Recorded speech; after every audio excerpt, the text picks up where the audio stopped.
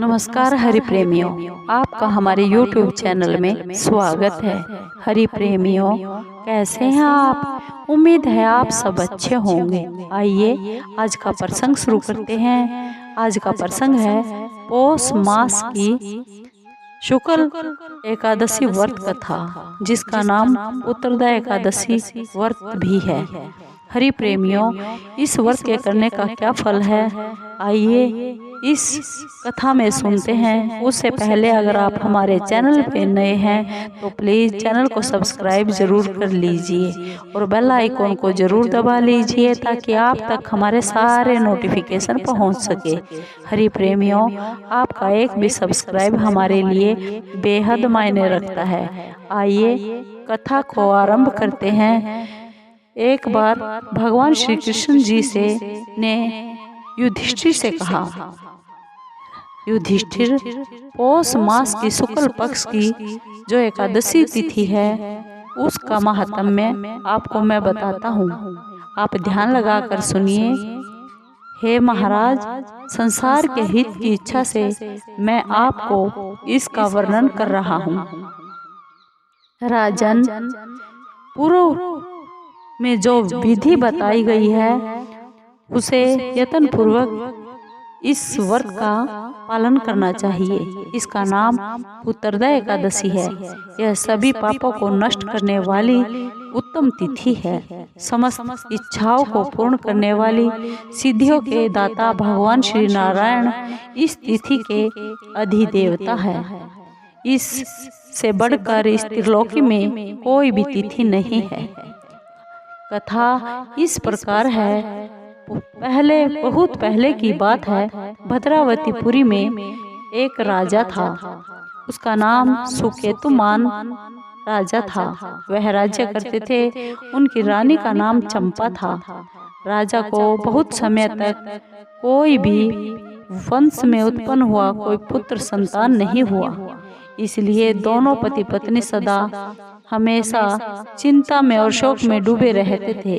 राजा के पितर उनके दिए हुए जल को बड़े ही शौक से पीते थे और यह सोचते थे कि राजा के बाद कोई भी ऐसा नहीं दिखाई देगा जो हम लोगों का तर्पण करेगा। यह सोच सोचकर पितृ देवता बहुत ही दुखी रहते थे।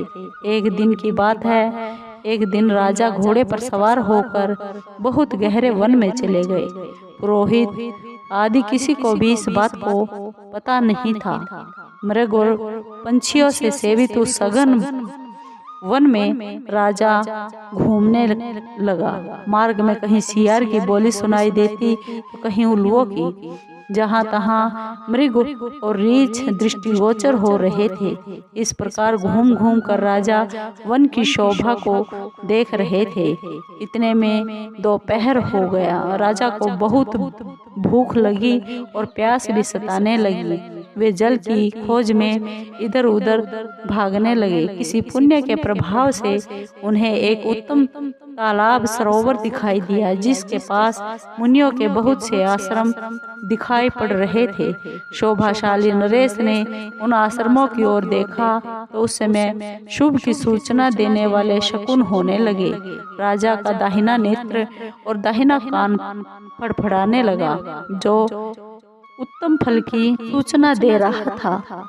सरोवर के तट पर बहुत से मुनि वेद और पाठ कर रहे थे। उन्हें देखकर राजा बहुत ही खुश हुआ और हर्ष में सोचने लगा। वे घोड़े से उतरकर मुनियों के सामने जाकर खड़े हो गए और अलग अलग तरह से उन सब ऋषियों की वंदना करने लगे। ये मुनि उत्तम व्रत का पालन करने वाले थे। तब राजा ने हाथ जोड़कर उन ऋषियों के आगे बार बार दंडवत किया। तब मुनि बोले, हे राजन, हम तुम पर बहुत ही प्रसन्न हैं। राजा बोले, आप लोग कौन हैं? आपके नाम क्या है तथा आप लोग किस लिए यहाँ पर इकट्ठे हुए हैं? यह सब सच सच बताइए। ऋषि बोले, राजन, हम लोग विश्व देव हैं। यहाँ स्नान की इच्छा के लिए आए हैं और माघ मास का निकट आया हुआ है। आज से 5वें दिन माघ का स्नान आरंभ हो जाएगा। आज ही पुत्रदा एकादशी है जो व्रत करने वाले मनुष्यों को पुत्र देती है। राजा ने कहा, हे विश्व देवगण, अगर आप लोग मुझसे प्रसन्न हैं तो मुझे भी पुत्र दीजिए। ऋषि बोले, राजन, आज के ही दिन पुत्रदा नामक एकादशी है। इसका व्रत बहुत ही विख्यात है।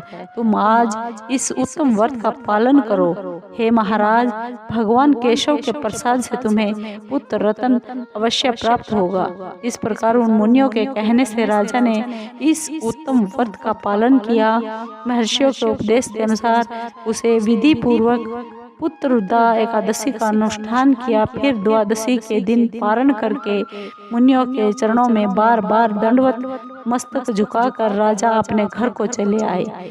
उसके बाद रानी ने गर्भ धारण किया। प्रसव काल आने पर पुण्यकर्मा राजा को एक तेजस्वी पुत्र रत्न प्राप्त हुआ, जिसके अपने गुणों से पिता को संतुष्ट कर दिया। वह प्रजाओं का पालक हुआ। इसलिए राजन, पुत्रदा का उत्तम व्रत ही अवश्य करना चाहिए। मैंने लोगों के हित के लिए तुम्हारे सामने इस व्रत का वर्णन किया है। जो मनुष्य एकाग्रचित होकर इस पुत्रदा एकादशी का व्रत करते हैं, वे इस लोक में पुत्र को पाकर मृत्यु के बाद स्वर्गगामी होते हैं। इस महात्म्य को पढ़ने और सुनने से अग्निहोत्रम यज्ञ का फल मिलता है। हरि प्रेमियों, आपको ये कथा कैसी लगी? अगर आपको ये कथा अच्छी लगी हो तो प्लीज़ चैनल को लाइक कीजिए, शेयर कीजिए, सब्सक्राइब कीजिए और कमेंट ज़रूर कीजिए।